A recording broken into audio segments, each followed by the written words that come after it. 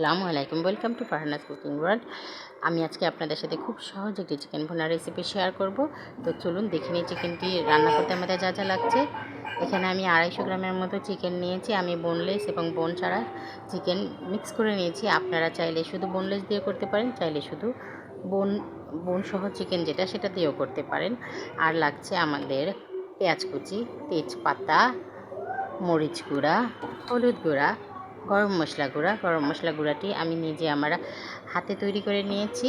আপনারা চাইলে এখানে গরম মশলা গুঁড়ার পরিবর্তে আপনারা আস্ত গরম মশলাও ব্যবহার করতে পারেন। যদি যারা আস্ত গরম মশলা দিয়ে করবেন তারা এখানে 2 টুকরো এলাচ, 2 টুকরো দারচিনি, 3-4টে লং আর একটু জিরা গুঁড়া করে দিয়ে নেবেন। চাইলে আপনারা প্যাকেটজাত গরম মশলাটাও ব্যবহার করতে পারেন। এই যে আমি কড়াইতে তেল দিয়ে নিচ্ছি। আমি যেহেতু আমার ঘরে যেহেতু ছোটো বাচ্চা আছে, তাই আমি তেলটা একটু কম ব্যবহার করি। আপনারা যারা একটু তেল বেশি খান তারা এখানে আরেকটু তেল বাড়িয়ে নেবেন। এখানে আমি পেঁয়াজগুলো কড়াইতে দিয়ে দিলাম। পেঁয়াজটাকে বাদামি করে হালকা আঁচে ভেজে নেবেন। পেঁয়াজটা ভাজার সময় খেয়াল রাখবেন, পেঁয়াজটা কখনোই আপনি আঁচ বাড়িয়ে কখনো ভাজবেন না, তাহলে কিন্তু আপনার পেঁয়াজটি পুড়ে যাবে এবং তরকারিটি খেতে, আপনার চিকেন ভুনাটি খেতে তেতো লাগবে, ভালো লাগবে না খেতে, এবং রঙটাও কিন্তু আপনার কালচে চলে আসবে, খেতে ভালো লাগবে না। এই ছোট ছোট জিনিসগুলো অবশ্যই আপনি রান্নাটা করার সময় খেয়াল রাখবেন। ভিডিওটি স্কিপ না করে সম্পূর্ণ দেখবেন। একটি পার্টও যদি স্কিপ করে যান তাহলে কিন্তু আপনার চিকেন ভুনাটা আমার মতো হবে না। এখানে আমি 1 টেবিল চামচ থেকে একটু কম পরিমাণ আদা রসুন বাটা দিয়ে দিয়েছি।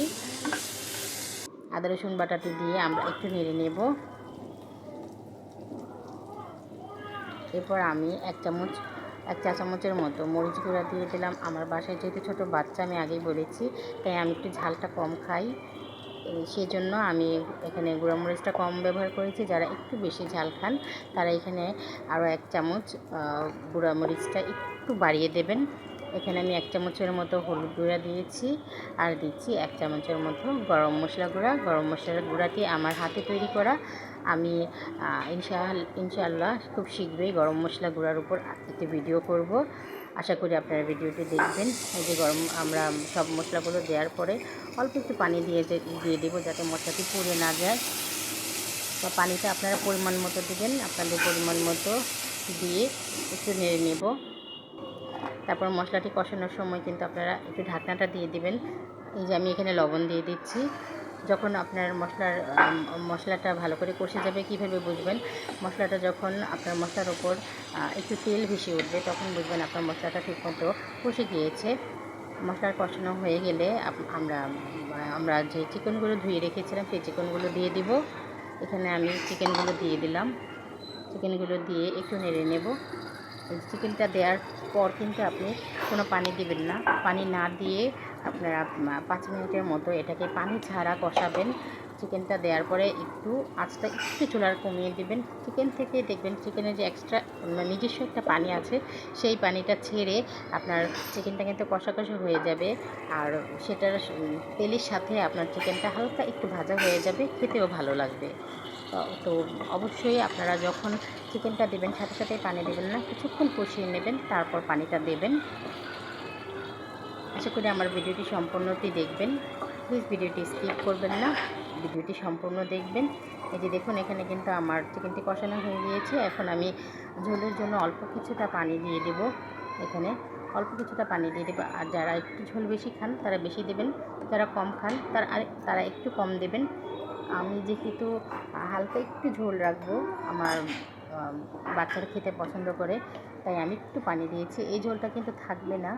যখন চিকেনটা সেদ্ধ হতে এই পানিটা কিন্তু কমে যাবে এবং তেলটা উপরে চলে আসবে, চিকেনটা একদম ভুনা হয়ে যাবে। তো চিকেনটা দেওয়ার পর আপনারা অবশ্যই ঢাকনা দিয়ে দেবেন, যাতে ভালো মতো চিকেনটা সেদ্ধ হয়ে যায়। আমার ভিডিওটি যদি আপনাদের কাছে ভালো লাগে, প্লিজ আমার চ্যানেলটি সাবস্ক্রাইব করবেন, একটি লাইক দিবেন এবং একটি শেয়ার দিয়ে আমার পাশে থাকবেন। এই যে দেখুন, চিকেনটি কিন্তু অলমোস্ট হয়ে গিয়েছে। যতটা ঝোল দেখা যাচ্ছে আসলে কিন্তু ততটা ঝোল না। আমরা যখন চুলা থেকে নামিয়ে ফেলবো এই ঝোলটা কিন্তু কমে যাবে, এতটা ঝোল কিন্তু থাকবে না, ঝোলটা কিন্তু কমে যাবে, একটু চিকেনের ভিতর ঢুকে যায়, ঝোলটা কমে যাবে। এই যে এই পর্যায়ে আমি চুলার আঁচটা বন্ধ করে দেব। এই যে দেখুন তরকারিটা কিন্তু রান্না হয়ে গেছে। দেখুন এখন কিন্তু যেই ঝোলটা আমি প্রথমে আমরা দেখতে পাচ্ছিলাম সেটা কিন্তু নেই, তেলটা কিন্তু উপরে চলে আসছে। আমি কিন্তু আমার ঘরে সবসময়ই অল্প তেল এবং অল্প মশলায় রান্না করি।